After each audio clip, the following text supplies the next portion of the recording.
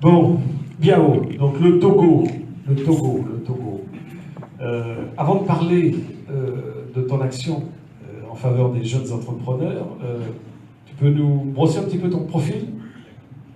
Bonjour à tous, je m'appelle Biao Afo, je suis ingénieur d'État des eaux et forêts spécialisé en écologie et gestion des ressources naturelles, formé au Maroc.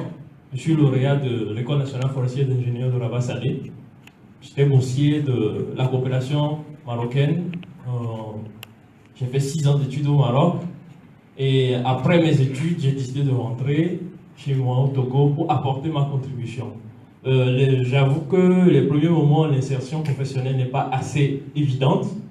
Et au bout d'un certain moment, avec un certain nombre d'amis, un collègue, nous avons décidé de mettre à profit nos compétences. Parce que, au lieu d'attendre, parce que nous avons fait des stages, des formations ici et là, nous avons décidé de mettre à profit nos compétences en créant une association qui est en train de devenir une ONG qui s'appelle Observatoire Ouest Africain de Développement Durable.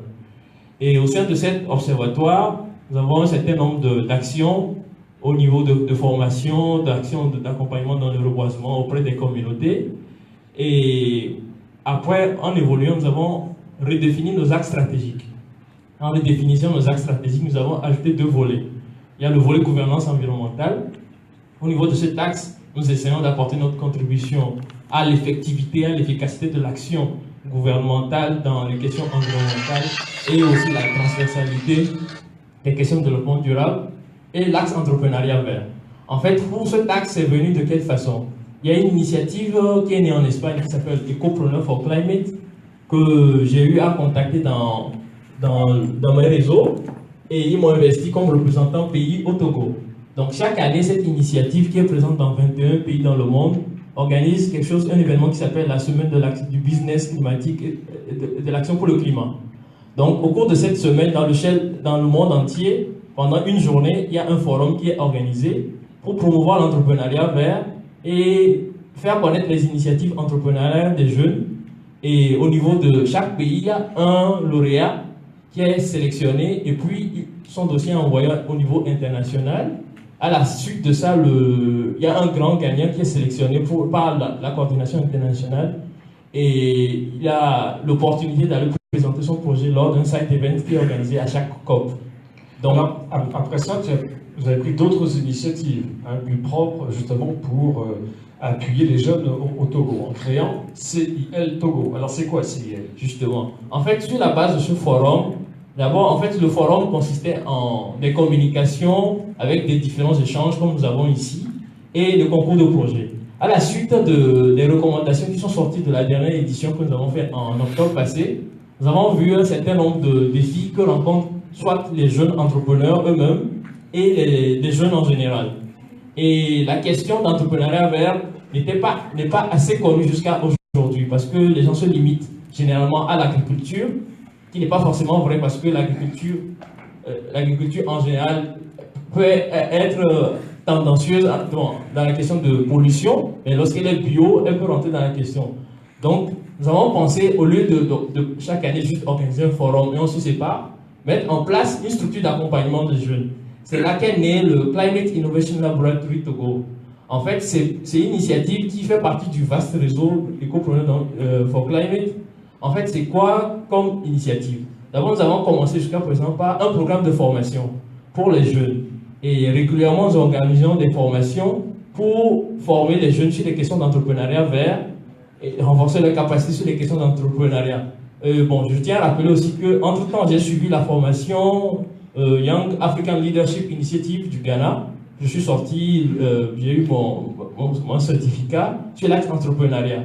Donc avec ça, j'ai acquis une petite expérience et j'ai aussi été incubé par un incubateur qui s'appelle Centre urbain de business et entrepreneuriat. Donc avec ça et mes collègues autour de moi, nous apportons notre expertise auprès des jeunes et nous faisons connaître ces initiatives des jeunes auprès des partenaires et nous renforçons les capacités. Alors comment est-ce que vous faites? Ce sont les jeunes qui viennent vous voir ou est-ce que vous avez fait une sorte de recensement des jeunes qui sont intéressés par ce type de démarche? Oui, d'accord. En fait, après le forum, il y a un certain nombre de jeunes déjà qui nous avaient contactés pour participer au concours. Ceux qui ont été retenus et ceux qui n'ont pas été retenus, nous avons fait une base de données et nous avons lancé aussi en février passé une cartographie des entrepreneurs verts. Et cette cartographie nous a permis de voir quelques initiatives qui sont encore assez maigres au Togo. C'est sur la base de cette initiative que nous avons lancé le programme de formation pour les jeunes. Et nous avons remarqué aussi que dans la cartographie des résultats que nous avons obtenus, il n'y a que 10% qui sont des femmes. Et même à la fin de ce mois, le 29, nous lançons le volet spécifique aux femmes. Et nous avons été agréablement surpris qu'en 2 semaines, nous avons plus de 250 inscriptions de femmes. Ça nous a réconforté parce que généralement, on dit des femmes qu'elles ne prennent pas d'initiative. Donc ça prouve qu'elles s'intéressent, elles veulent s'autonomiser et puis sur la question de l'entrepreneuriat vert. C'est quand même difficile de suivre 250 femmes, 250 projets. Donc, est-ce que vous faites une sélection? Comment ça se passe? Oui, en fait, pour les accompagner, en fait, nous ne faisons pas le travail tout seul. Nous sommes les porteurs, nous nous faisons accompagner aussi de d'autres structures de la société civile, en fait, avec lesquelles nous avons évolué jusqu'à aujourd'hui.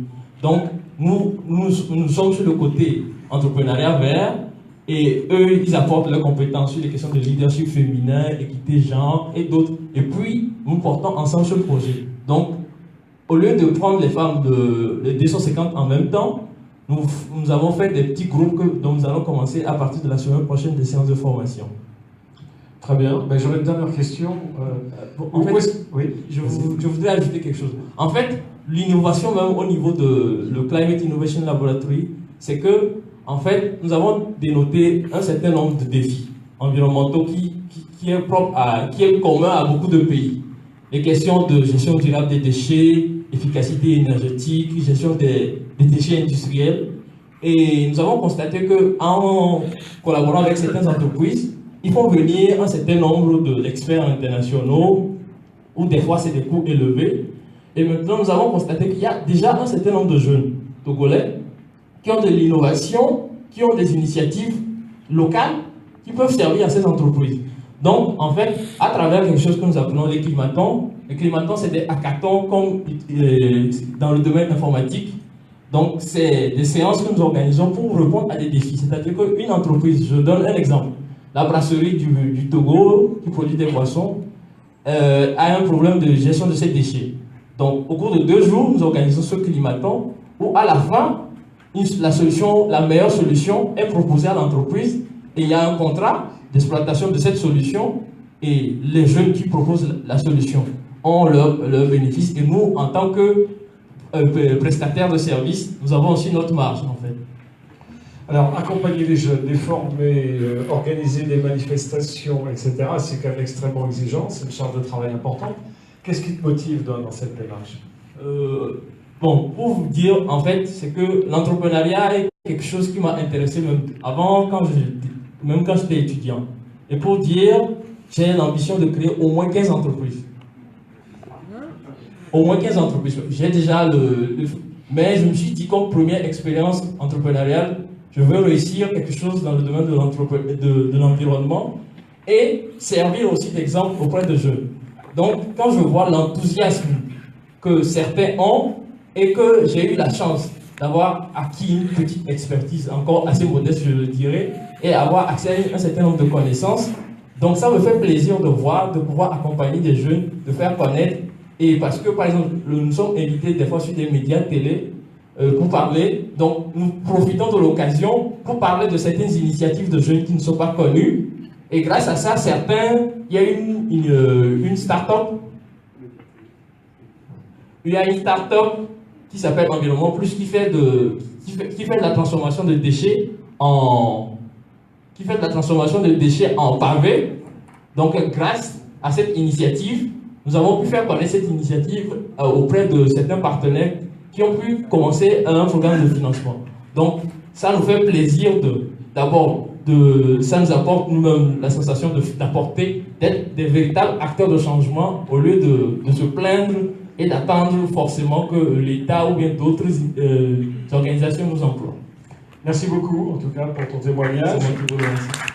Alors, nous avons déjà des filiales dans chaque pays africain avec Jassigri. Nous aurons maintenant 15 entreprises qui vont être créées par BIAO, au Togo et ailleurs. Donc, Ruffin, lui, il intervient sur toute la région des Grands Lacs. Voilà, donc on voit que vous avez des ambitions à l'international et on vous en félicite. Merci beaucoup, en tout cas, pour vos témoignages. Et on va prendre un nouveau panel pour continuer.